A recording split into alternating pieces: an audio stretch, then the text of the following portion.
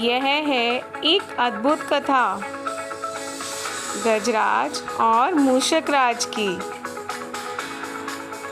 एक और जंगल का महान हाथी गजराज और दूसरी ओर नन्हा लेकिन बुद्धिमान मूषकराज।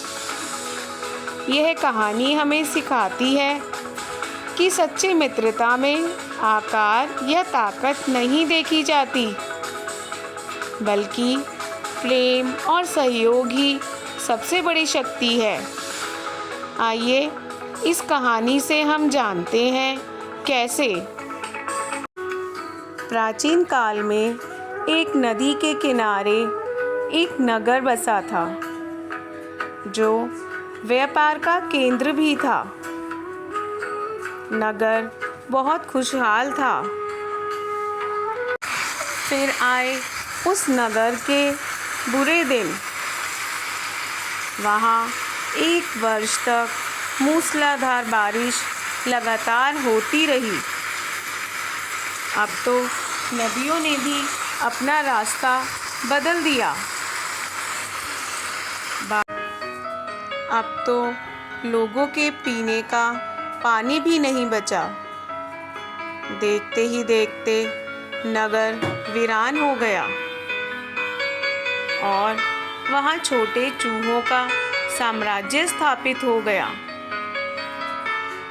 चूहों के साम्राज्य का राजा मूषकराज बना। चूहों का भाग्य तो देखो, उनके बसने के बाद नगर के बाहर जमीन में से एक पानी का स्रोत एकाएक फूट पड़ा और देखते ही देखते वहाँ एक बड़ा जलाशय बन गया। अब तो चूहों को पानी की समस्या भी नहीं हुई। नगर से कुछ ही दूर एक घना जंगल था।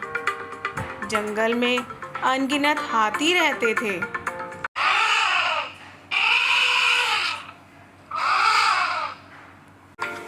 हाथियों का राजा गजराज नाम का एक हाथी था। वह बहुत विशाल था। उस जंगल के क्षेत्र में अचानक सूखा पड़ने लगा। बेजुबान जानवर पानी की तलाश में इधर उधर फिरने लगे। वे चिल्लाकर दम तोड़ने लगे। यह देखकर गजराज बहुत चिंतित था और वह हाथियों को इस कष्ट से बचाना चाहता था। एक दिन गजराज की मित्र चील ने आकर खबर दी, महाराज, आपको पता है, यहाँ से कुछ दूर एक नगर जो अब खंडर बन गया था, वहाँ मैंने बहुत बड़ा जलाशय देखा है। क्यों ना आप अपने साथियों के साथ वहीं चले जाएं। उससे आपकी समस्या भी दूर हो जाएगी। यह सुनकर गजराज बोला, साथियों, हमें पानी का एक बड़ा जलाशय मिल गया है। चलो हम सब मिलकर वहाँ चलते हैं। सैकड़ों हाथी प्यास बुझाने के लिए दौड़ते हुए वहाँ से चल दिए। सब बहुत खुश थे। जलाशय तक पहुँचने के लिए उन्हें उस नगर से गुजरना पड़ा, जो अब खंडर बन चुका था और जहाँ सैकड़ों चूहे निवास करते थे। हाथियों का झुंड नगर के बीच में से निकलता है और सैकड़ों चूहे हाथियों के पैर के नीचे दबकर मारे गए। वे इधर उधर बचने के लिए भागते हैं, परंतु मुसीबत यहीं ख़त्म नहीं हुई थी। हाथियों का दल जलाशय से पानी पीकर उसी रास्ते से लौटा। अब सब मूषक मिलकर मूषक राज के पास गए। महाराज, आपको तो पता ही है, पास वाले जंगल में सूखा पड़ गया है। वहाँ रहने वाले हाथियों का विशाल झुंड रोज जलाशय से पानी पीने आता है। जब वह आते हैं तो हमारे सैकड़ों साथी उनके पैरों के नीचे कुचले जाते हैं। ऐसा ही चलता रहा तो जल्दी ही सब नष्ट हो जाएगा। यह सुनकर मूषक राज बोले, मैं कल ही गजराज से बात करने जाऊंगा। अगले दिन मूषक राज गजराज से मिलने जाते हैं। वे हाथ जोड़कर गजराज को नमन करते हैं। गजराज के कानों तक उनकी आवाज नहीं पहुंचती, इसीलिए मूषक राज एक पत्थर पर खड़े हो जाते हैं।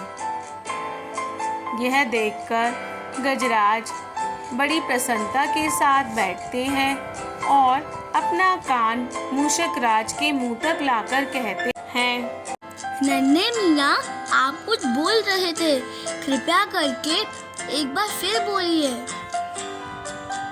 यह सुनकर मूषक राज बोला, हे गजराज, मुझे चूहा कहते हैं। हम बड़ी संख्या में खंडरमणि नगरी में रहते हैं। मैं उनका मूषक राज हूँ। आपके हाथी रोज जलाशय तक जाने के लिए रोज नगरी के बीच में से गुजरते हैं और हर बार हम उनके पैरों के नीचे कुचले जाते हैं। हमारे हजारों साथी मर गए हैं। अगर ऐसा ही चलता रहा तो हम जल्दी ही समाप्त हो जाएंगे। यह सुनकर गजराज ने दुख भरे स्वर में कहा, मूषक राज, हमें यह सुन के बहुत शौक हुआ। हमें नहीं पता था कि हमारे से अनजाने में अनर्थ हो रहा है। यह सुनकर मूषक राज कृतज्ञ भरे स्वर में बोले, गजराज, आपने मुझे जैसे छोटे प्राणी की बात इतने ध्यान से सुनी। मैं आपका धन्यवाद करता हूँ। फिर आपको मेरी आवश्यकता पड़े तो मुझे याद करना। यह कह के मूषक राज वहाँ से चला जाता है। गजराज ने सोचा, इतना नन्हा जीव मेरे क्या काम आएगा। यह कहकर उन्होंने मूषक राज को वहाँ से विदा कर दिया।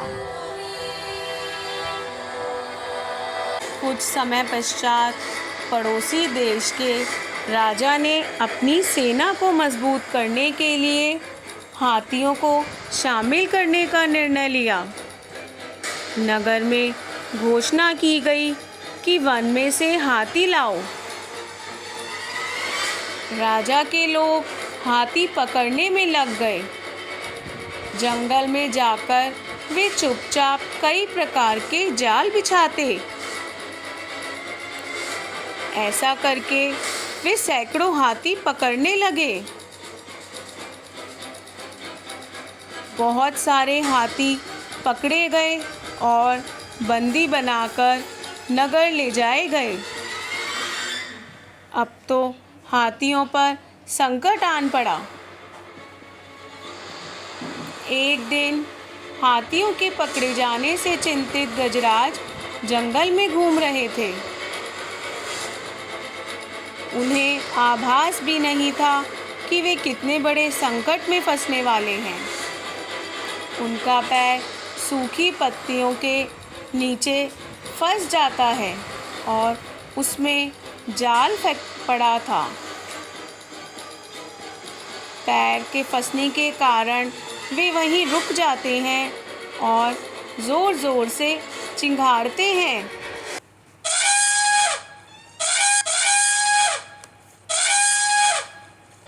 गजराज ने अपने सेवकों को पुकारा, लेकिन कोई भी वहां नहीं आया।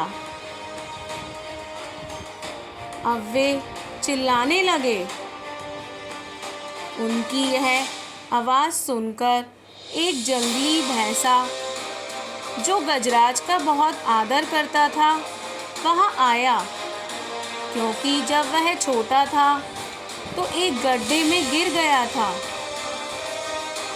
और उस समय गजराज ने ही उसकी जान बचाई। इसीलिए वह भैंसा गजराज की आवाज़ सुनकर तुरंत दौड़ा दौड़ा आया। उसे देखकर गजराज बहुत खुश हुए।